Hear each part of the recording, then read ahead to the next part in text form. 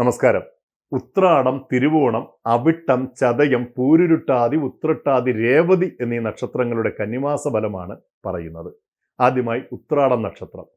സമചിത്തതയോടുകൂടിയ പ്രവർത്തന ശൈലിയിലൂടെ ലക്ഷ്യം നേടും. സങ്കല്പത്തിനനുസരിച്ച് ഉയരുവാൻ പുത്രന് അവസരം ലഭിച്ചതിനാൽ ആശ്വാസം തോന്നും. അനുഭവജ്ഞാനമുള്ളവരുടെ നിർദ്ദേശത്താൽ റിയൽ എസ്റ്റേറ്റ് ബിസിനസ്സിൽ പണം മുടക്കും. പരസ്പര വിശ്വാസം നഷ്ടപ്പെട്ടതിനാൽ കൂട്ടുകച്ചവടത്തിൽ നിന്നും പിന്മാറും. ഇനി തിരുവോണ നക്ഷത്രം. പണം മുൻകൂട്ടി ചെലവാക്കിയുള്ള പ്രവർത്തനങ്ങളിൽ നിന്ന് ഒഴിഞ്ഞു മാറുകയാണ് നല്ലത്.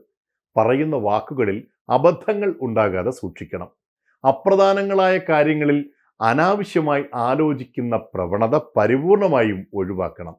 വിഭാവനം ചെയ്ത വിഷയങ്ങൾ പ്രാവർത്തികമാക്കുവാൻ വിദഗ്ധ ഉപദേശം തേടും.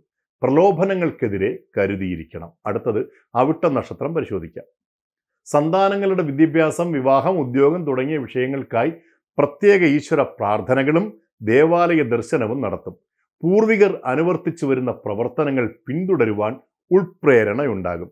മാന്യതയോടുകൂടിയ പെരുമാറ്റ രീതി അവലംബിക്കുന്നതിനാൽ കാര്യവിജയം നേടും.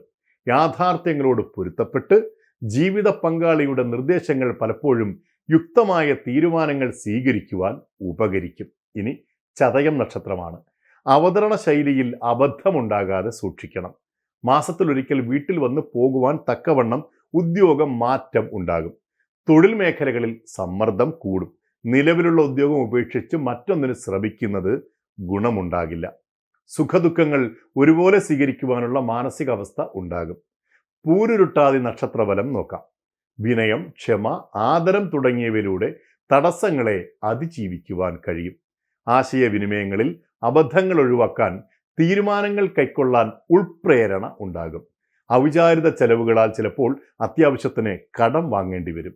ഗുരുതരാവസ്ഥയിലുള്ള ബന്ധുവിനെ സന്ദർശിച്ച് ആശ്വാസവചനങ്ങളും സാമ്പത്തിക സഹായവും നൽകും. അടുത്തതായി ഉത്രട്ടാതി.